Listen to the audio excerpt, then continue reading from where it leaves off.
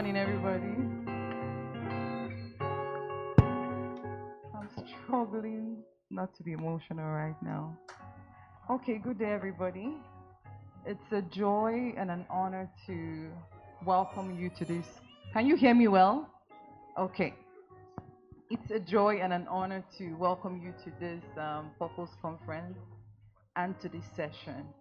Our today's conversation is centered on a profound theme, discovering and living out God's blueprints in career and life. We live in a world, in a generation that is so full of noise, so full of opportunities, pressure, and endless pathways. Yet in the midst of it all, God has a unique plan. He has a divine assignment, and He has a tailor-made calling for each of us. Okay, and if we align ourselves to this blueprint, our lives would enjoy clarity, meaning, and supernatural alignment and direction. Okay, so I have the privilege of moderating a panel of remarkable voices, leaders who embody purpose, influence, and kingdom impact in their different spheres.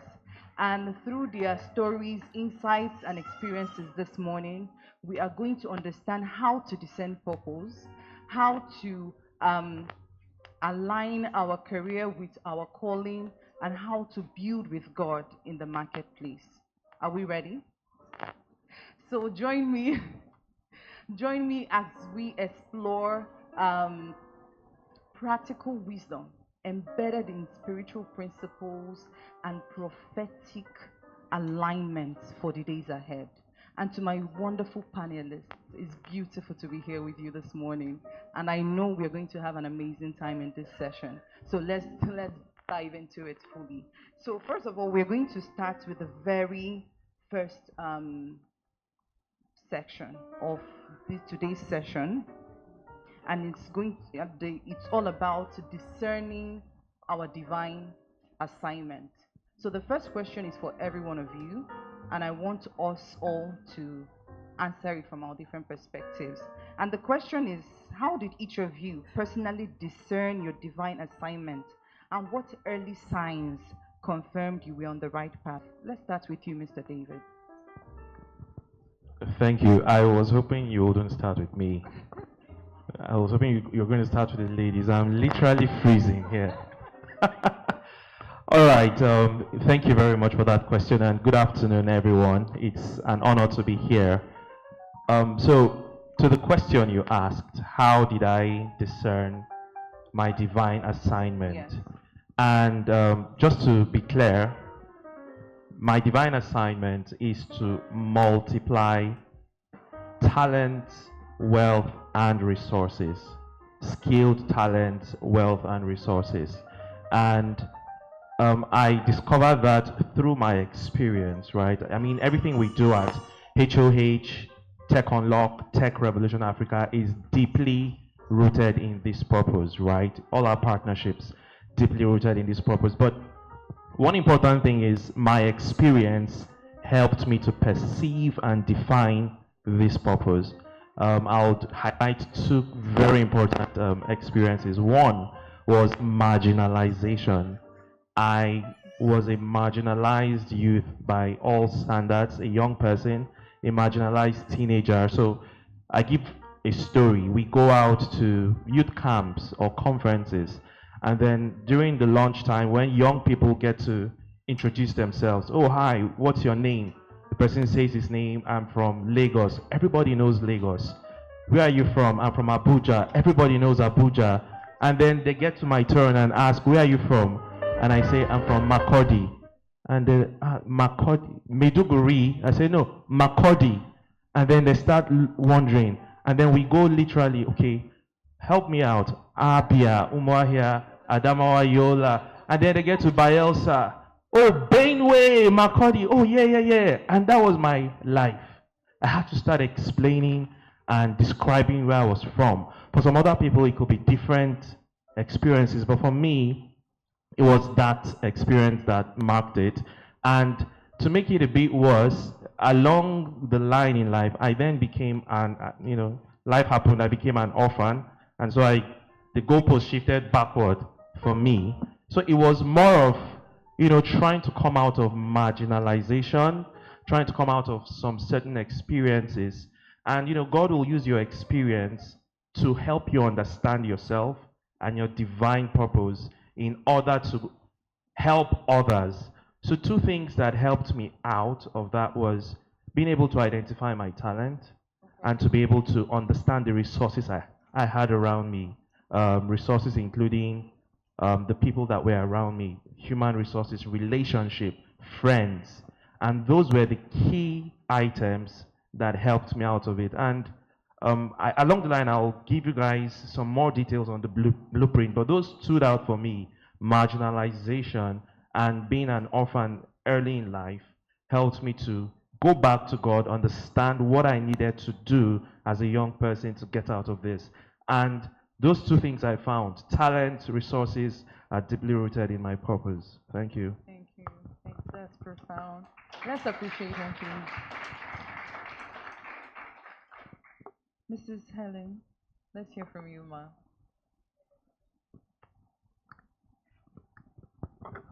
Thank you very much. I must say I'm deeply honored to be seated here in front of you.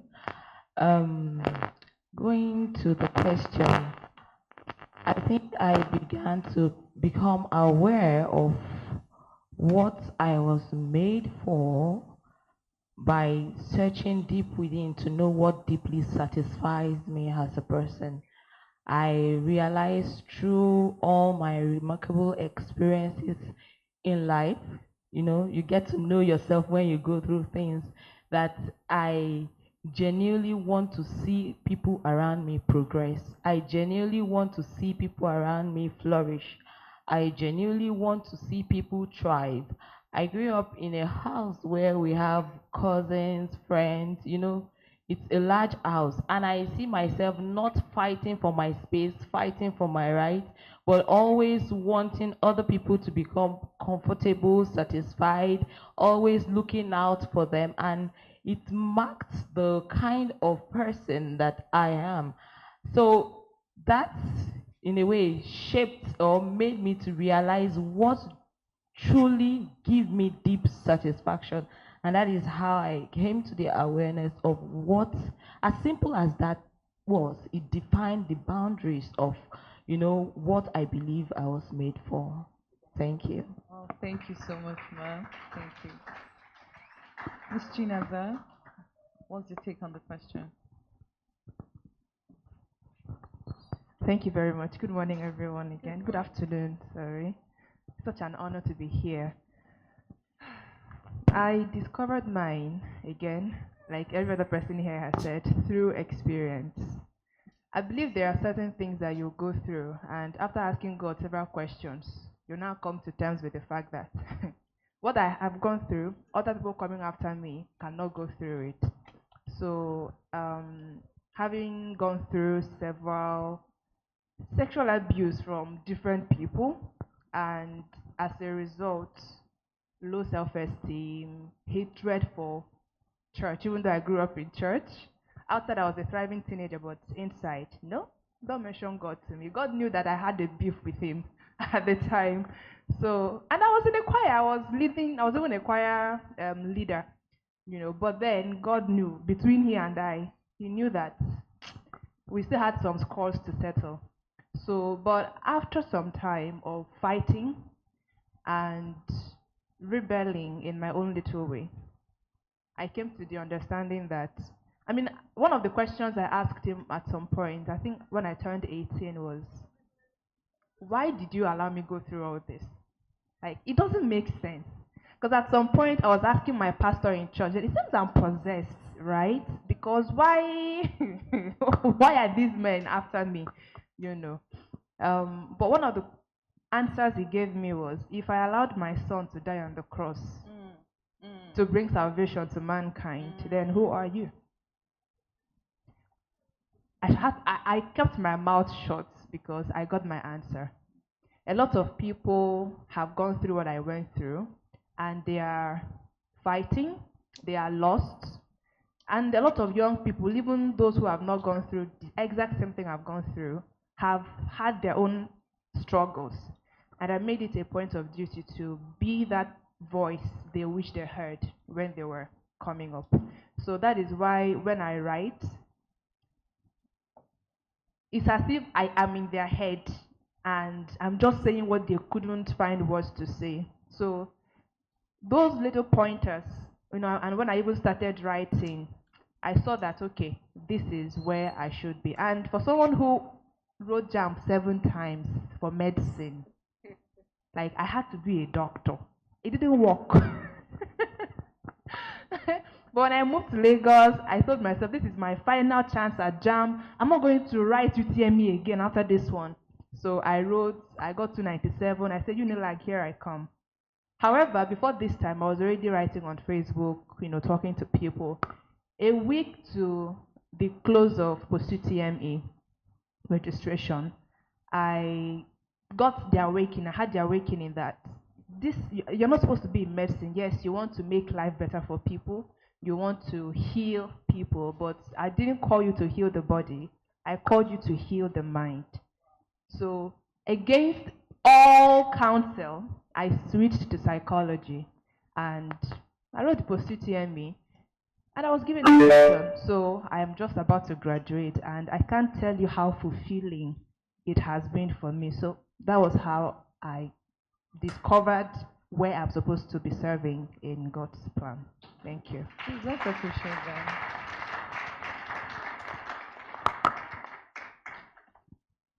What I think I'm gaining from this, from all they just said, is that God doesn't waste anything. Your experiences in life, your background is all for a purpose, and they are pointers to where God is taking you to. So be cautious too as you're working with Him. Okay? Don't miss the clues. All right? And to my panelists, we have so much on our table this morning. So if we can be quicker in answering so that we'll cover more grounds before because we'll take questions from the audience. Thank you.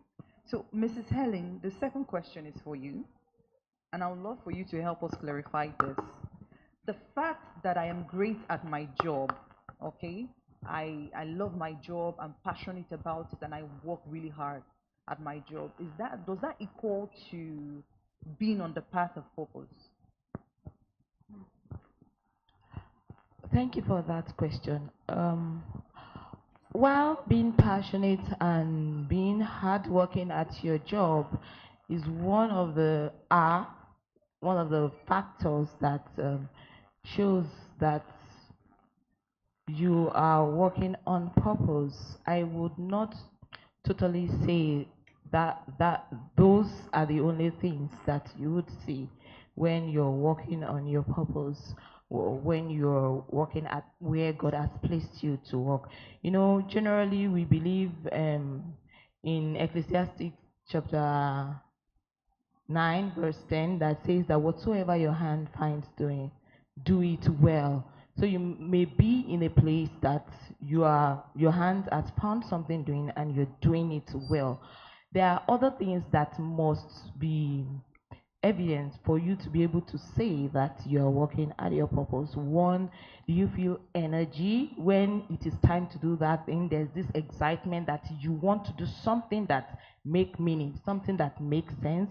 The other is you are playing to your natural strength, there's something inside of you. In the book, The Almanac of Naval Ravikant, it said something about specific knowledge, and specific knowledge is about something that is within your DNA and something you have experienced while you're a teenager or youth, and your response to it comes natural. It is a knowledge that is known to you. Someone cannot reproduce that because it is within you. So you are playing to your natural strength. It is easy for you to do that. And then the third one is that you are able to see how what you are doing is benefiting other people, benefiting what you critically care about. If you have all these 5 factors, wherever you are working now, you are one of the fewest people I know, and I must say to you, congratulations. So those are the things that added to your hard work and passion must be there for you to know that you are working on purpose. Thank you, Ma, for that clarification. Thank you so much. Mr. David, I would love to hear your take on this next question, okay? Tech can feel very fast-paced. And the question is, how do you maintain spiritual sensitivity and focus on purpose in such an environment and ensure you're still following God's voice and not industry pressure? Very interesting. So I'll say a story at the end of my response, right? But disclaimer, most of the things that I'm going to say here, I learned from my mentor who's here with us today. So, and you know, I hope I hope I wouldn't go off course in what I'm saying. So how many of us here used a BlackBerry phone? BlackBerry phone. All right. Now I know how old some people are here. And then Nokia 3310, Samsung Blueface. The hands are reducing. Okay. So, but this is just a litmus test to, and then let's check out for the landline, right? We have to mute some mic. The landline, I'm sure, will have fewer hands. So it's clear that technology moves, and right now it moves at a very accelerated pace, especially when you're building in the industry. Today it's AI, tomorrow it's prompt engineering, next tomorrow is agentic AI. The truth is you cannot cope. You can't cope by just trying to figure it out with your mere sense, your mere knowledge, right? In fact, you will drown. But there's something, your question says, how do I stay grounded? It's something that I learned, like I said, over time, which is how to retreat. All right? How to retreat and maintain moments of quiet. So, and I'll try to be as practical as possible. I try to quarterly take some time out, 3 days, slow down and shut down. And I was speaking to someone earlier today. I literally sometimes go out of my house from morning till night, shut down my work phone to a wilderness-like environment, forest, where I can interact with trees, nature, just stroll and take off my shoes, put my feet in the sand from morning till night, and I listen to messages, I read the Bible, write out some key notes from those messages, and that is the re-energizing that keeps me going, it's like the fuel that keeps me going for the next 3 months or more, right? So I would say that for some other people, it could be several things. But for me, I tried that, it worked. I learned that, tried that, and it worked. And the funny story I said I was going to mention at the end of this is, at a point, I think it was sometime last year or 2 years ago, I can't remember, towards the end of the year, I was about to end the year without that retreat. I knew I was supposed to do it, but I didn't. And things just began to start spoiling from Monday. It was the car that went bad, it was this one that went bad, up until the Friday of that week. And the year was about to round off, right? There was an important event on a Sunday I was supposed to attend with my family, but things just kept spoiling. And those were indicators that I needed to retreat. In fact, the way it came to me as a reprimand was, oh, you think you've arrived now, that you want to just flow into the next event, So when it was time for that event, I told my wife and my son, I'm sorry, apologize to everyone, I'm sorry I can't make this event. You all go out, enjoy yourself. And then I shut myself in deliberately. So that's how I try to stay grounded, and I try to refocus in the fast-paced tech world. Thank you. That's profound. I think we would make very good friends because I love retreats too. I am that person that, just the way DDK put it in her interview in the Shining Light show, She says she has high performing seasons and high recovery seasons. Times she just shut down and goes back to recover and fill up herself the more and then show. So I love that. Thank you so much, sir. Thank you. So the next question is for you, Miss Chinaza. Many people struggle with believing that their gifts have spiritual significance. So how did you recognize that your creativity and your writing were part of your divine assignment? I started writing. I started expressing myself. I think one of the problems that we have is we want to figure it all out. Did you start it off as knowing that this is what God wants you to do, or you're just having fun? I wasn't having fun. So like I told you before, I was healing on my own because I was a bruised teenager. Then some of the things that were my reflections at the time, I knew that someone else needed it. So, and my outlet majorly was Facebook, still is, right? So I would reflect, I would write. But over time, it wasn't just me reflecting. I used to have this intense urge to write something or pull, as if I don't write it right now, something is going to spoil. And then I'll write it. 20 minutes later, I'll receive a message, an email. This was just what I needed for this particular point in my life. And it wasn't the generic, oh, thank you for this, I needed it. No, it was very specific. I've had people who told me, I was about to, like more than 5 of them sent me pictures of suicide notes, sniper, like different things that they wanted to do, but which were discouraged from doing because of my posts. So seeing how my expression of this talent caused healing in the hearts of these people, and it was just a pointer to, it's not just talent, this is a tool that God is using to heal people through you. So I stopped treating it as just me writing. I became even more intentional in the things that I am writing and became even more sensitive to the message that God is giving me, right? Well, I don't hear God audibly, but He lays it in my heart. He makes it a very deep burden to write something, to create something, to say something, and I dare not hold back. Because if I do and I come online 5 minutes later, I see someone else posting it. And it shows me that if you don't do it, God will move on without you. So I can't be the one losing out, because I'm the one losing out, not God. He said, if you don't praise me, I'll raise stones. So I am fighting to be part of His agenda. So my talent, which is writing most especially, and speaking, are tools for God to use to bring healing, to bring clarity and transformation to the hearts of these people, and I don't take it for granted, right? Yeah. So we see that purpose is not actually for you.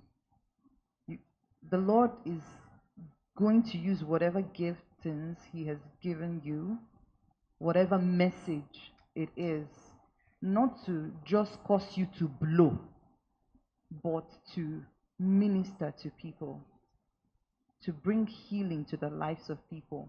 So it's bigger than you. That purpose that your life is about is way bigger than you. All right. The next question is for all of you as well, and I want you to lend your voice to it. It says, purpose evolves as we grow. So how do we remain flexible while still staying anchored to God's original blueprint? Mr. David, I think we should start with you again. Okay, so the blueprint, like I like the word blueprint. I don't know how many of us know the concept of a blueprint, right? So a printed plan design with, specific details. If it's an architectural design, you see all the dimensions and you know everything about that blueprint. So God gives you a blueprint, right? But in fact, sometimes that blueprint is bigger than you, much more bigger.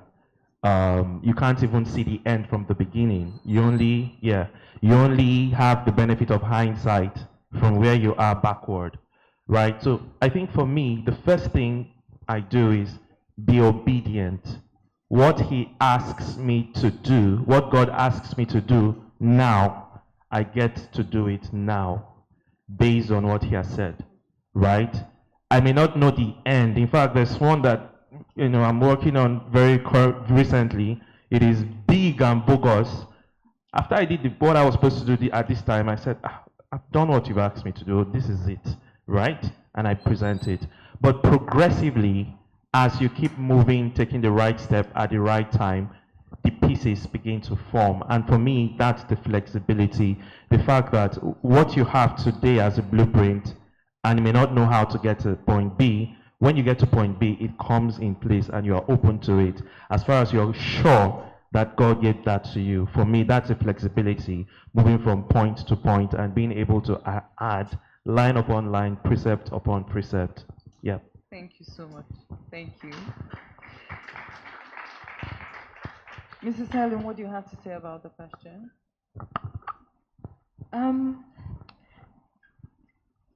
One thing that I have come to realize is that your identity, your destiny is locked inside your identity. When I was doing the video for this program, I gave an analogy of a box TV, and it's used as a stool. If the box TV has mouth to talk and didn't get to know what it was made for, it will be happy that it was used for something, right? But the day you realize that they are sitting on me, people are supposed to gather in front of me and I will reflect, you will feel really silly for not being that thing that you are made to be. So yes, you have to know who wrote the manual for your life. When you know that, you would be able to discover that inside you that he has made is everything that you need to become what he has made you for. God did not make a mistake. Even in our broken experiences, he didn't make a mistake. God is very aware. And you may think that some people will say, God, why did you come and save me? You needed our experience to come to a place where you are broken before him. You are contrite before him. And you seek him to know the blueprint of what your life is about. So I would say that if you practically, can you just write 2 words? Destiny, identity. Practically, let us quickly do that. When you write those 2 words, cancel the same word from the 2 words. You'll be left with 2 things and 3 letters. That's SIT. You need to sit down and first be situationally aware of your life experiences, of the things that you have gone through. That is the external things. Then you need to search within. How am I responding to it? How does God want me to respond to it? Then the I is seek illumination. She talked about light when she was talking. When illumination come on you, you are able to see things for what they are. You are able not to respond to things according to your trauma, but according to what the light of the world is bringing to you. Then T there is taking specific strategic action, which is linked to obedience. You don't just sit there and say, this is what I want to do now. Being under God, to know what he has revealed to you about yourself under the light, he will tell you what to do. When you do it, you would be able to see that your life gradually is being lived according to the blueprint that is made by the Creator. Praise God. Amazing. Amazing. I stopped worrying about purpose long before now. I used to be obsessed with it. But Joyce Daniels said something, that your purpose is divided into assignments. And when you focus on fulfilling the assignments, everything will just come together. Like you said, the privilege of hindsight. Like you don't connect the dots from here to there. You connect from here to, like it starts making sense, all the things you have been doing. So for me, I see this flexibility she mentioned as So purpose is where I'm going, like the destination, right? But the flexibility is the road. There are several roads that will take me to where I'm going. So if I can't insist that I must take this road to Anambra State, where I come from. What if there is a blockage here? Will I be flexible enough to allow God lead me through a different path that will guarantee safety, right? And as life happens, there could be experiences that will maybe come to cause a blockage on your road. But if you are sensitive enough and obedient, like sensitive to know that this is this experience calls for flexibility for me to adjust and not be too focused on how I want it to go or how God told me earlier that it's going to go. He can tell you this is where you are going and how we are going to go, but something else can happen that will change the plan. But you still get to where you are going to. That is the goal. We'll get to Anambra State. We have to use water. The plan was to go by road, but now we have to take a seaway. No problem. Let's just be moving. As far as God is in the story, I'm more worried. Just tell me what to do, and I'll do it. I'm more worried about the next 100 steps or the next 50 steps. Where am I going now? And then we'll move from there. Thank you. Wow, that's profound. You know, I have this book that I enjoy reading. It's titled Experiencing God by the Black Bay. And in chapter one, the focus was following God one day at a time. And the perfect example they used was Abraham. As God was saying it now, that is what he was doing. God, he said I should leave my father's house back. He packed and left. Let Ishmael and the mother go. You want Ishmael to go back? Ishmael and the mother, oh yeah, bye bye. You want Isaac back? Isaac I'll offer. And God literally called this man his friend. And he fulfilled his purpose. So it's one day at a time. Some people want to sit down with a big journal and have the entire picture painted to them before they know. But God wants to I'm really enjoying this conversation. I'm really am. So let's go to the second section.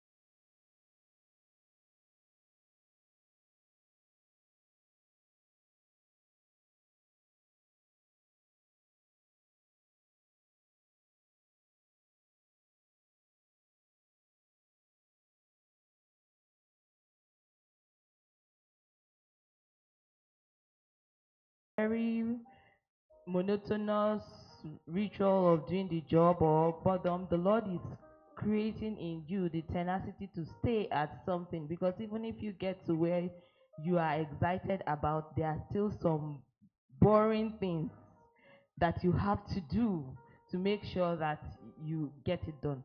So when you sit down and you are able to know where you are at, you're able to know what is inside of you, and you check it with where you are, you would be able to know if where I am is really where I am fulfilling purpose. And if it is not, you do the next one, which is seek illumination.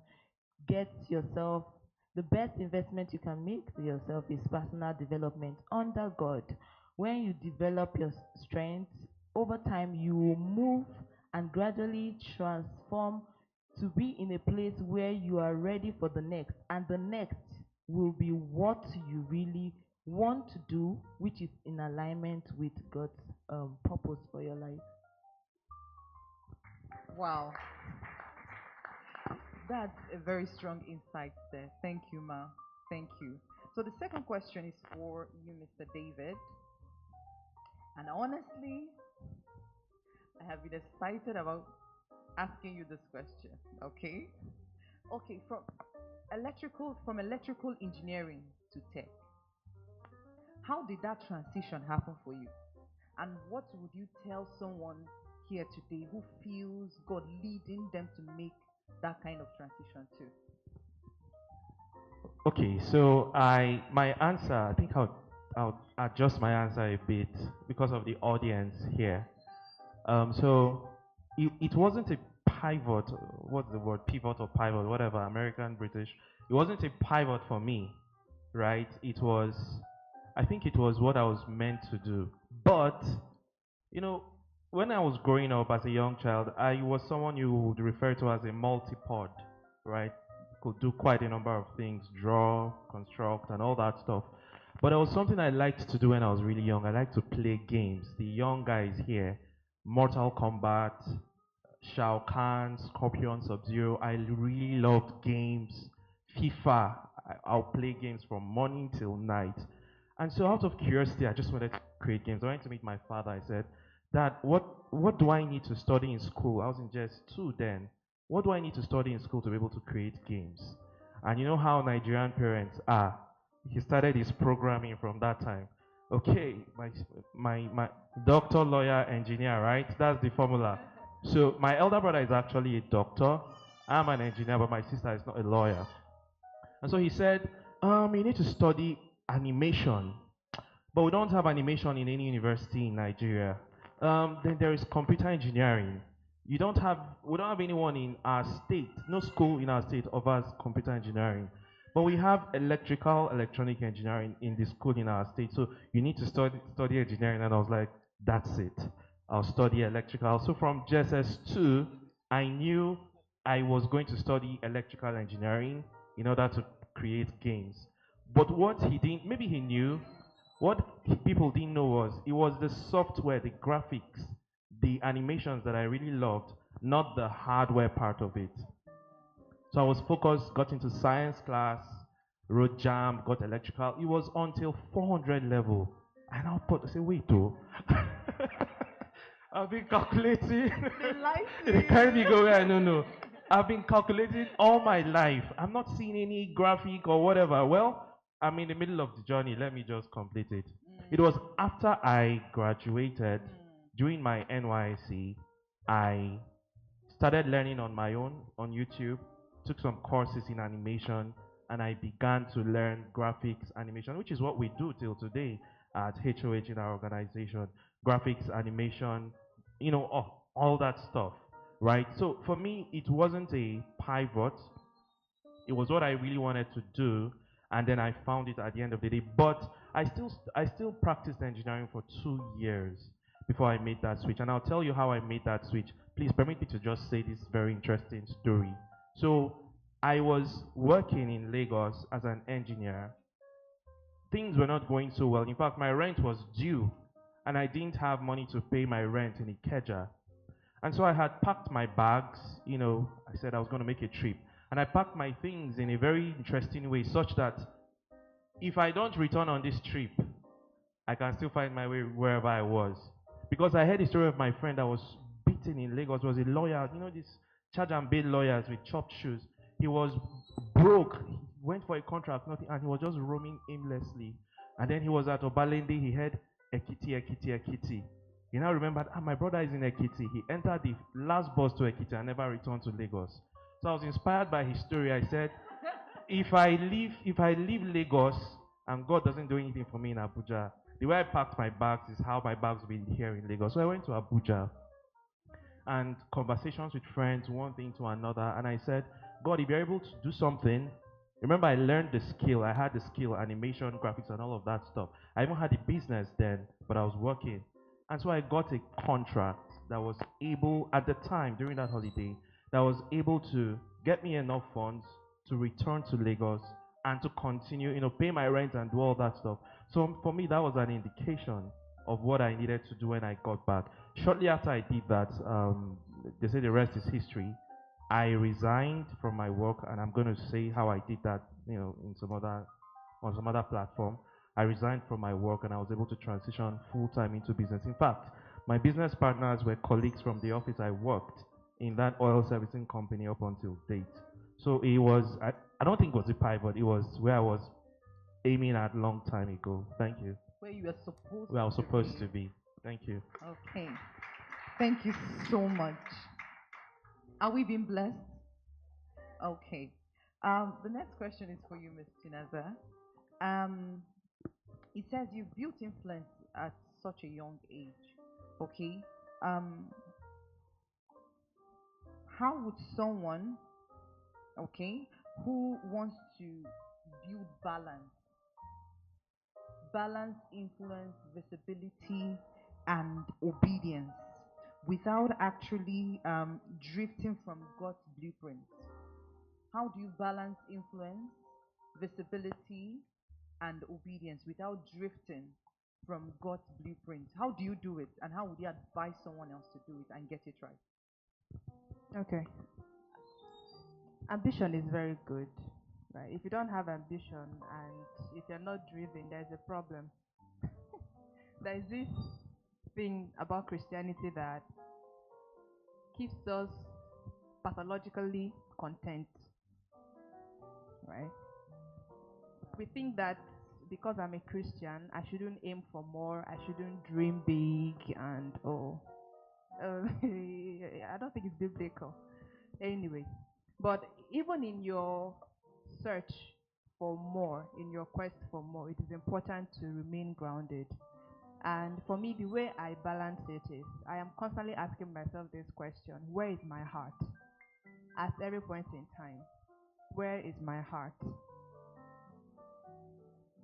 When you have over 100,000 people following you and your posts get engagement, there is that virality and all, there is that tendency to want to keep getting viral, want to keep creating to get this feedback.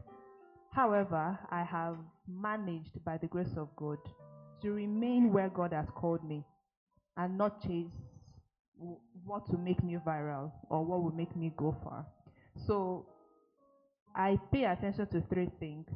MPP, my motive at every point in time. Why am I creating this content? It helps me to ask myself the important question, right? Is my heart in the right place? Is this to please God or is it to please my ego? Is this to heal or is this to maybe be viral? So it helps me to create content accordingly. Another one is my pace. My pace. Sometimes I am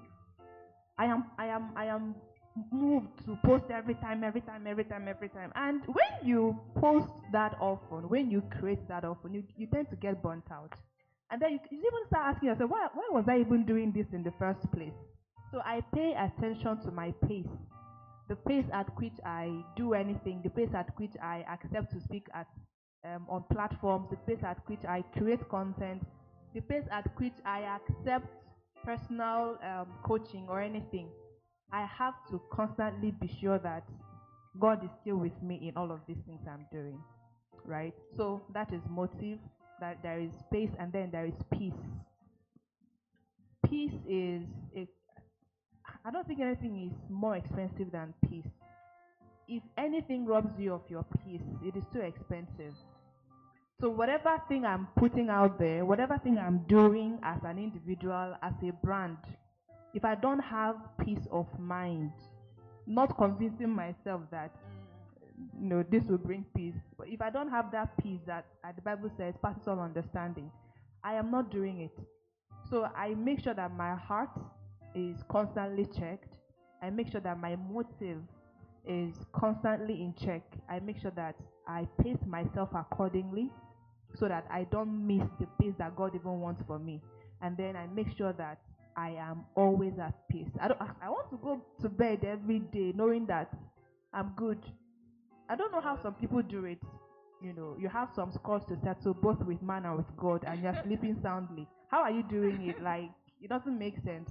So if those three things are in check for me, I think I'm good. That is how I try to maintain that balance. Okay. Thank you so much.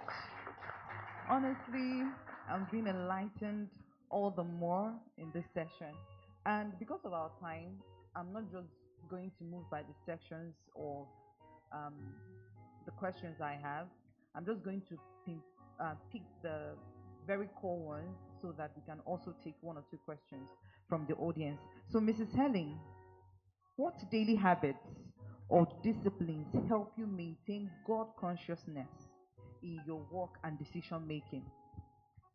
What daily disciplines, what daily habits do you have that help you maintain God consciousness in at work, marriage, and decision making generally? So I make it a point of contact to always have conversations with God. Always have conversations with God. Always, always. Someone did something on Friday, and if not because I was conversing with God, my response to the person would have cost maybe world war. So immediately someone like hurts me, immediately someone brings something untoward towards me, you would have walked away, and maybe sometimes you would expect a reaction. I'm like, God, do I respond? Do I do this? God, inside of me without having to talk. That's one, always. Then I have specific prayer time that I don't miss.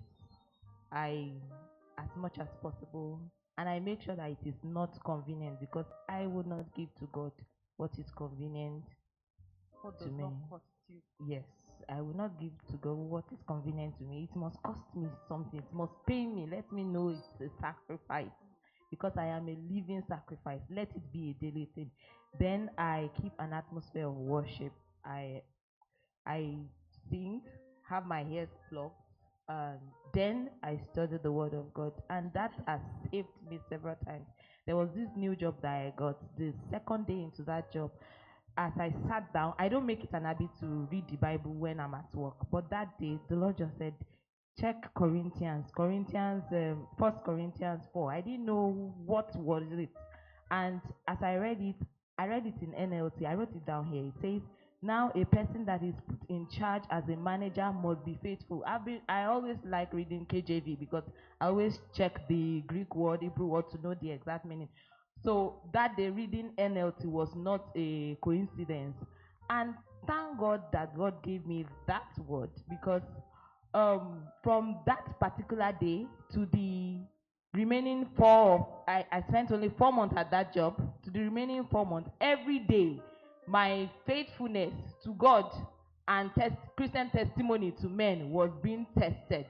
So I make it a point of contact to at least take a dosage of the Word of God. You don't know what is saving you during the day. That's the habit that I maintain to have God consciousness. Thank you. So it all boils down to prayer. Okay, there is no purpose without God, and how we maintain fellowship and relationship with God is actually from the place of prayer. Thank you so much. So we are running. We just have a few minutes here. So I want us to answer these questions quickly and then take one question from the audience. Mr. David, entrepreneurship can sometimes be very lonely. Okay, how do you maintain faith and conviction when results are slow, or when you encounter failures and setbacks, or when God seems silent? All right. So there was a particular time. In fact, let me start from where I stopped.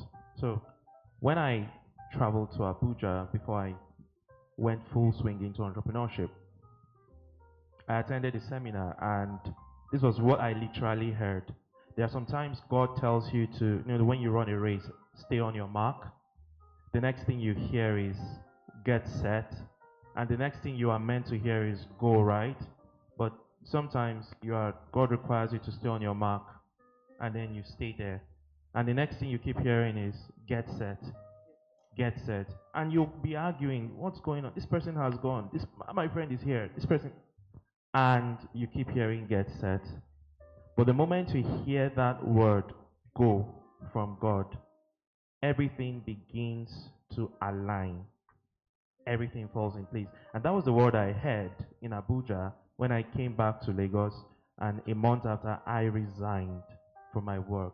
So there is the original plan God gives to you, which is the blueprint we talked about.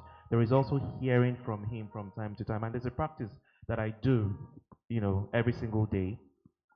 I have a plan. Now, it's a very detailed plan, goals that I've set for myself. And every time I achieve a milestone in the previous year, I pick evidences. If it's a newspaper publication, if it's a result, if it's an alert or something, I take a screenshot of it and I cut it and I put it back into that plan as I keep progressing. So each time there's a point of silence, I go back and I look at it. In fact, when I have those retreats, I look at everything and I put my goal versus the achievement. And when I see the result, I say, see, the God who did this one for me at this time, and at this time, and at this time, will make this one happen now. So even if it looks like nothing is happening, it is clear that there's a track record of progress, and God will do it yet again. So that's what I do practically, and it has helped me so far. Thank you so much. Thank you, thank you, thank you. Ms. Chinaza, please run with this one, because we still have to take one more question. Okay, purpose does not exempt us from doubts, waiting seasons, or failures. Can you share a moment when discouragement threatened your sense of purpose and how God restored clarity? That's a very dicey question because there's not one moment. I mean, there are several times. But all I can say is that if there are no, I mean, if your road is very, very smooth, I think you might need to look at where you are going. Because God gives us the destination, right? But He doesn't tell us about the journey. But God, you told me this was, did I lie? You are still getting there, but fight these battles to get there. So on my way to different things that I know God led me to doing, I faced a lot of setbacks, some of them that got me very discouraged. At some point I was like, I'm going to close this Facebook and I'll start from scratch. He said, you're not doing anything. I'm the one who set up this platform. You didn't give it to yourself. So I am the one to decide if or when you are going to close it.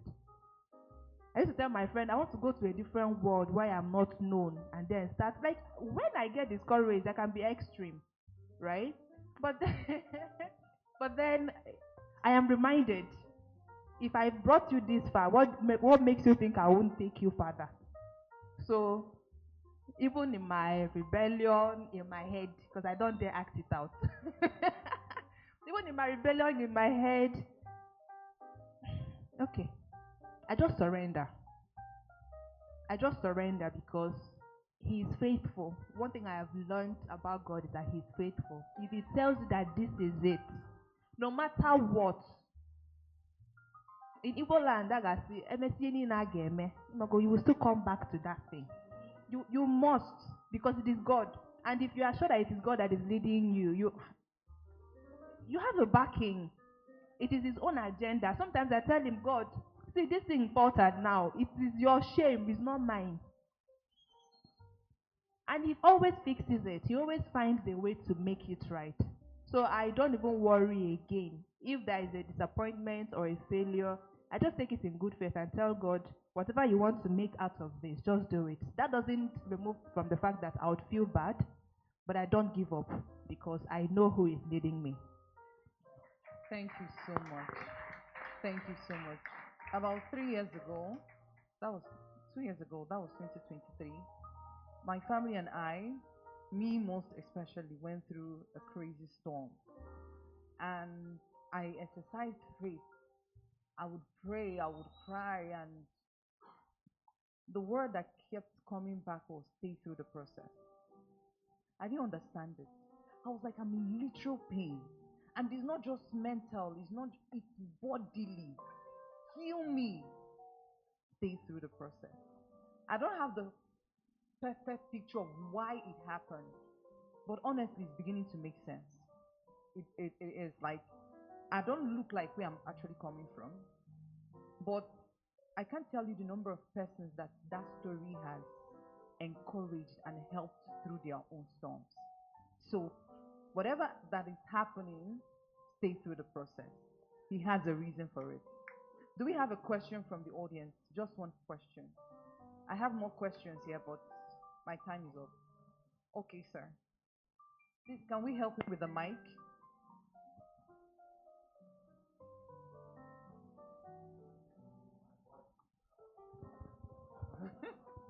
Okay, we can hear you. Go ahead, sir. So, Hi.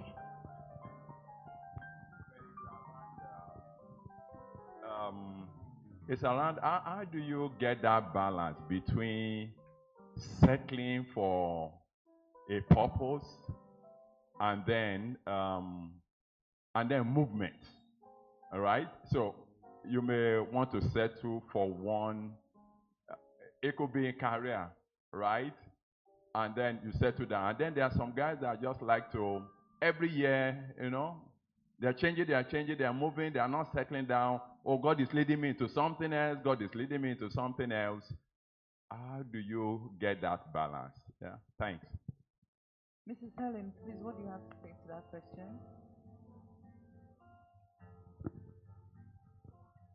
You're in the HR field, so I know you must have. Okay, let me answer it from this perspective of feeling stuck. Like everybody's moving ahead and you're feeling stuck. It's like you are not moving forward. The very first thing as a Christian is that you should know that God is aware. God is very much aware of you, your situation, is aware of that place you are at, that you are feeling stuck. And it is a feeling, it is likely not a reality. Whenever we are at a point where we are feeling stuck, let us remember Joseph. Joseph had what we could say the blueprint, right? My brothers, my brethren, we bow down before me. And but then the brethren that was to bow down before him were the ones that sold him. In fact, they first put him inside the pit. Then strangers came along and they sold him. Then from pit to Potiphar's house and prison, and it's not looking like the palace.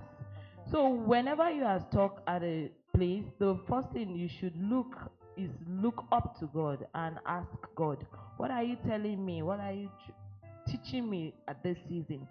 That's number one. Number two is to stay faithful. Faithfulness is the currency that will buy you the next bigger thing that you're looking for. Because it's in the word that when you're faithful in what? Little, you will be given. Entrusted with much. Exactly. So you want the bigger thing, something someone else has, but here you are feeling stuck with small things. Stay faithful. Honor God where you are and keep your eyes on the mark. And the mark is Jesus Christ. Whatever you want to be in this life, if it's not found in Christ, it doesn't have eternal relevance.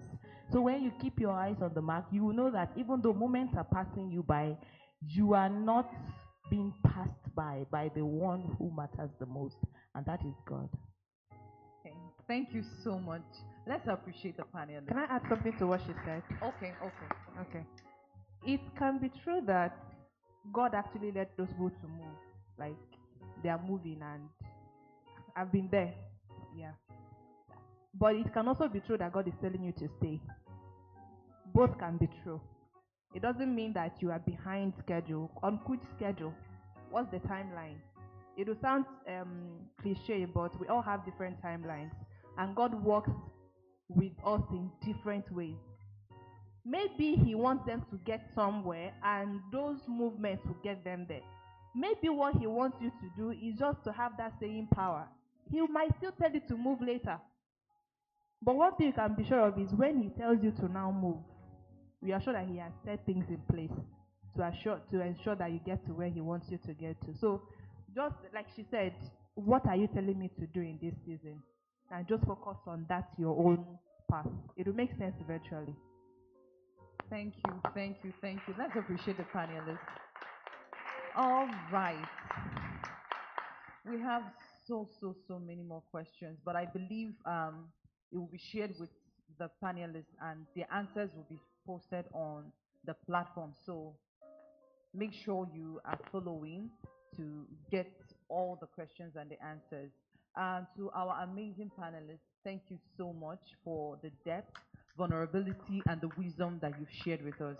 Our eyes are open now to the fact that purpose is actually God's blueprint for us, God's intentional blueprint for us, and not just an abstract idea. And to you that is here today, know that God is still writing your story. Your dreams, your career, your goals, your journey. It's not random, okay? God is intentional and He is making all things work together for your good, and heaven is set to walk you through the process. Thank you for being here. God bless you. Please, can we put our hands together for them?